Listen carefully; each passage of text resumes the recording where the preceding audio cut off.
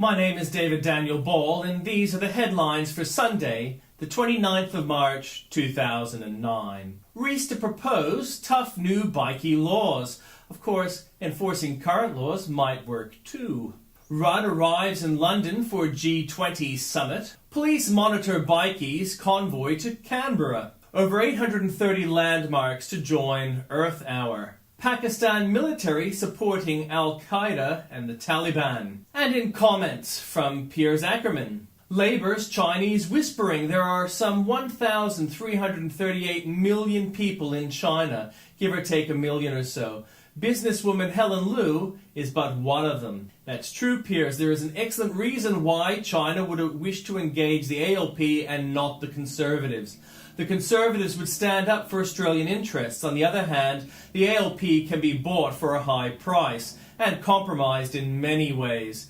The idea that China bought the ALP by campaigning in Bennelong and compromising the leaders is not remarkable.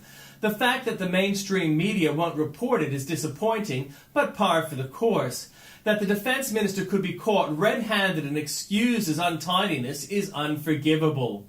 Rudd had an opportunity to show some action when he was talking about Fitzgibbon, but he is lauded for doing nothing. I noticed that the calm and assertive Turnbull was dismissed by Lateline as being desperate, completely at odds with the picture of him being shown. Rudd was lip-licking and furtive. China want the same thing now that they wanted when they employed my ancestor Max Sai-Ying. Influence. The manufactured global financial crisis is an opportunity. There will be more. And from Tim Blair, journalists killed Jesus. Charles Waterstreet called for a sense of proportion over his friend Marcus Einfeld's crime. Then, fewer than 80 words later, has there ever been a more pernicious avalanche of bile and hate by the press directed at a man who spent the previous 70 years of his life attempting to build a better Australia, a better world?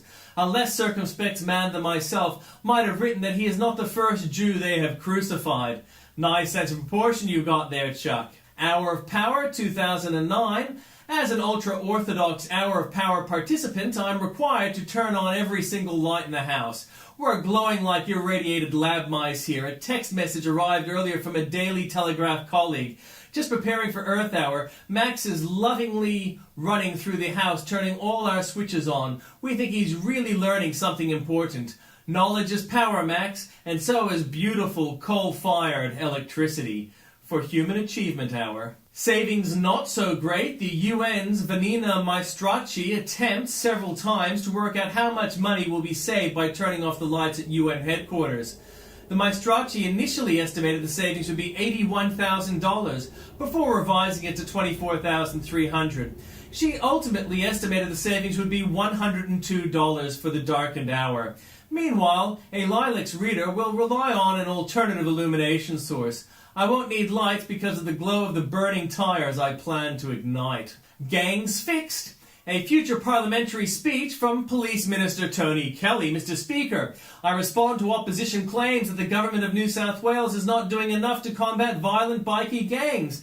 In fact, my department has done a great deal of work in this area. Obviously, some avenues have not been productive. Banning or outlawing bikie gangs is difficult.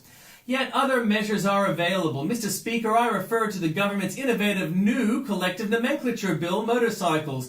Under legislation provided by this bill, motorcycle gangs may freely assemble and ride only if they do so while prominently displaying the particular name of their gang. As I understand it, bikie gangs, including Banditas, the Hells Angels, Notorious, the Rebels, and so on, enjoy this sort of thing. Under new legislation, however, bikie gangs will only be assigned names from the following government-approved list. We met at a recital. I have two daddies. You must try my homemade risotto. Hell's Netballers, the Petersham's Power Lispers, Lilith Fair, Cuter and Chiffon, the Uniting Church, Earth Hour, Trinity and Susanna, and so on. More there for you at the link. It's important to note, Mr. Speaker, that even in cases where gangs refuse to ride under their new names, courts and the media will be obliged to use the mandatory government-appointed titles. For example, reports of bikie violence will read, members of I Have Two Daddies today attacked the rival gang of the Cloth Napkins in a bloody confrontation at Sydney Airport. I feel confident that these changes will reduce the attraction of gang membership to many violent young men in our community, Mr. Speaker, particularly when combined with the latest all-pastel colour range now compulsory for bikie Australians. Also, Mr. Speaker, may I mention the Harley-Davidson buyback now underway. You possibly noticed Dancing with Quentin protesting outside Parliament today aboard their replacement Honda 110 step-throughs. I'm happy to report that they all went home after a friendly visit from the Crystal Street Lycra and Lace Cuddle Fellowship. At least, I think they all went home. Sudden gloom, a preemptive Earth hour in Johannesburg. We have a problem here. One of the floodlit towers has gone off, and there's a sudden gloom around the ground. Play is stopped, understandably so, and the umpires consult each other. Hopefully, whoever's in charge will get it fixed as soon as possible. It's only a few hours until all the Earth hour excitement begins. Prepare your lights. Bringing Beirut to New South Wales by Andrew Bolt.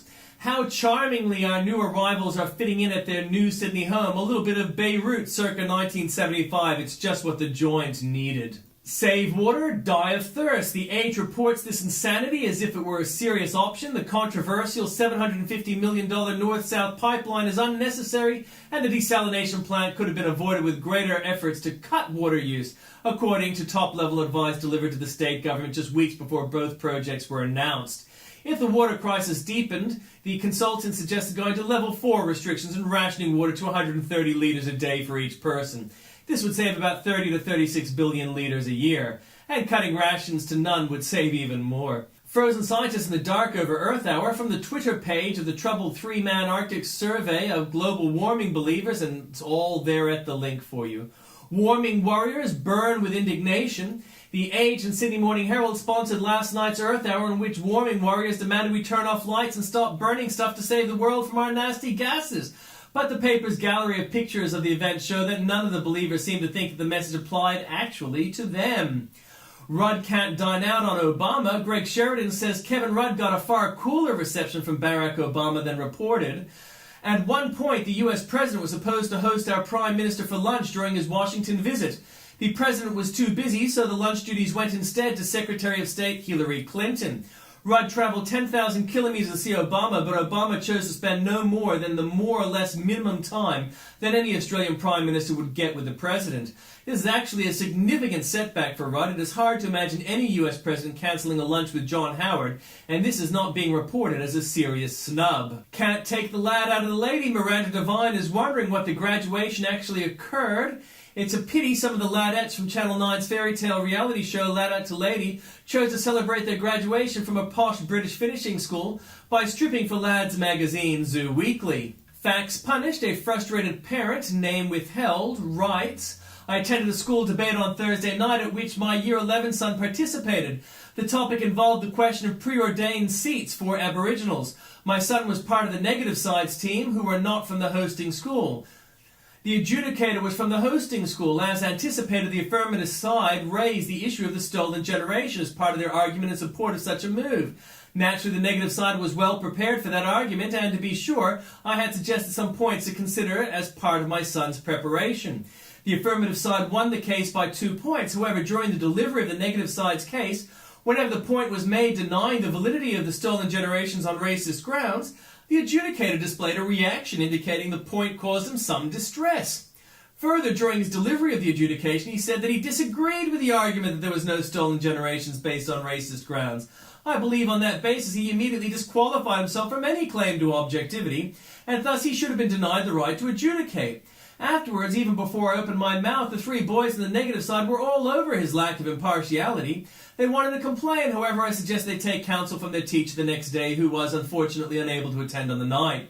She subsequently, as I understand, suggested that no one pursue it due to the unlikely return on investment.